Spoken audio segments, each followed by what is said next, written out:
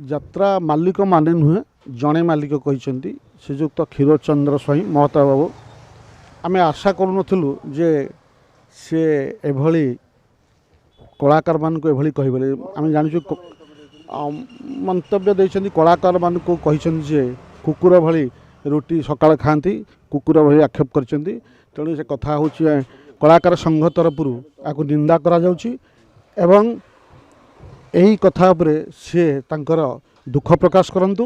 ଏବଂ ଆମେ ମଧ୍ୟ ଭାବୁଛୁ, ଏଇଥିପାଇଁ ଭାବୁଥିବେ ଯେ କଳାକାରମାନଙ୍କୁ ଟ୍ରକ୍ ଉପରେ ନେଉଛନ୍ତି, ସେ ମଧ୍ୟ ଯାଉଛନ୍ତି। କିଛି ଶ୍ରମିକମାନଙ୍କୁ ଲେବର ପିଲାମାନଙ୍କୁ ଟ୍ରକ୍ ଉପରେ ନେଉଛନ୍ତି, ସେ ପ୍ରତିବାଦ କରୁନାହାନ୍ତି, ନେଇକି ଯାଉଛନ୍ତି।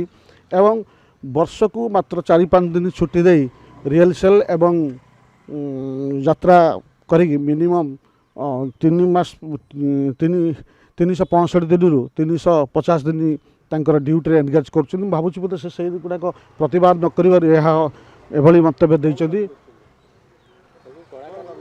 ଆମ ଦାବି ଆମେ ଲେବର କମିଶନକୁ ଜଣାଇବୁ ସଂଘ ତରଫରୁ ଯେ ଯାତ୍ରା କଳାକାରମାନଙ୍କୁ ଗୋଟିଏ ମାସ ଛୁଟି ପ୍ରଦାନ କରାଯାଉ। ରିହର୍ସାଲ ଏବଂ ଯାତ୍ରା ବନ୍ଦ ରହିବ, ବର୍ଷକୁ ଗୋଟିଏ ମାସ ଛୁଟି ପ୍ରଦାନ କରାଯାଉ। ଏବଂ ଯେଉଁ କଳାକାରଙ୍କୁ କୁକୁର କହିଛନ୍ତି ସେ ଦୁଃଖ ପ୍ରକାଶ କରନ୍ତୁ,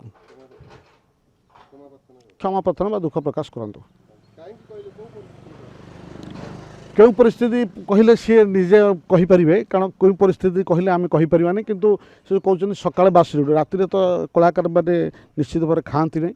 ଯଦି ବାସି ରୁଟି ଭାବୁଛନ୍ତି ତେବେ ମୁଁ ମଧ୍ୟ ତାଙ୍କୁ ଅନୁରୋଧ କରୁଛି ଏବଂ ସବୁ ମାଲିକମାନଙ୍କୁ ଅନୁରୋଧ କରୁଛି ସେ ଗୋଟେ ଭୋରୁ ଗୋଟେ ରୋଷେଇଆ ରଖିକିରି ନଗଦ ରୁଟିର ବ୍ୟବସ୍ଥା କରନ୍ତୁ। ଏବଂ ସେ ପ୍ରଥମ ଆରମ୍ଭ କରନ୍ତୁ ଯେ ଭୋରୁ ଯେତେବେଳେ ନାଟ ଭାଙ୍ଗିଲା ବେଳକୁ ଗରମ ଗରମ ରୁଟି ଦେବେ, ତା'ର ବ୍ୟବସ୍ଥା କରନ୍ତୁ।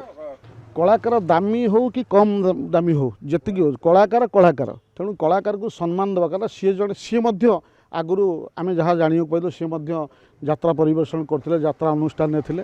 ସେ କ'ଣ ଅନୁଭବ କରିଛନ୍ତି କି ନିଜେ ସେଇଭଳି କ'ଣ ନିର୍ଯାତନା ହେଇଛନ୍ତି କି କ'ଣ, ଏବେ ସେଇ ଅବସ୍ଥାରେ ଥିଲେ ଏବେ ମଣିଷ ଅବସ୍ଥାକୁ ଆସିଛନ୍ତି କୁକୁର ବୋଲି କହିବା, ସେଇଟା ତାଙ୍କୁ ପଚାରିଲେ ଜଣାପଡ଼ୁନି। କିନ୍ତୁ ସେ ଏହାକୁ ଦୁଃଖ ପ୍ରକାଶ କରନ୍ତୁ। କଳାକାର ସଂଘ ଏହାକୁ ନିନ୍ଦା କରୁଛି, କ୍ଷମା ମାଗନ୍ତୁ ବା ଦୁଃଖ ପ୍ରକାଶ ବି କରନ୍ତୁ।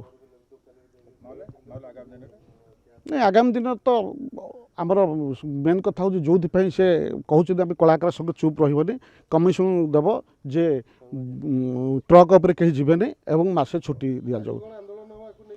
ନାଇଁ, ଆନ୍ଦୋଳନ ବୋଲି ସେ ତାଙ୍କର ବିବେକ ଖଟେଇବା ଦରକାର। ତାଙ୍କ ଭାଇ ବହୁତ ବଢ଼ିଆ ସୁନ୍ଦର ଲୋକ କବିରାଜ ସ୍ୱାଇଁ, ସେ ବହୁତ କଳାକାରଙ୍କୁ ବହୁତ ଭଲ ପାଆନ୍ତି। ସିଏ ମଧ୍ୟ ଭଲ ପାଆନ୍ତି, ସେ କାହିଁକି କହିଲେ ମୁଁ ବି ଅନୁମାନ କରିପାରୁନି। ସେ ବି ବହୁତ ଭଲ ପାଆନ୍ତି କଳାକାରଙ୍କୁ। କେଉଁ ଉଦ୍ଦେଶ୍ୟରେ କେଉଁଥିପାଇଁ କହିଲେ ମୁଁ କହିପାରିବି ନାହିଁ। କିନ୍ତୁ ଏହା ଏକ ନିନ୍ଦନୀୟ କଥା। ଏହା କ୍ଷମା ପ୍ରାର୍ଥନା ବା ଦୁଃଖ ପ୍ରକାଶ କରିବା ନିହାତି ଦରକାର। Dreams University for Best Academy and Placement. Padmini Care Hospital for Best Healthcare.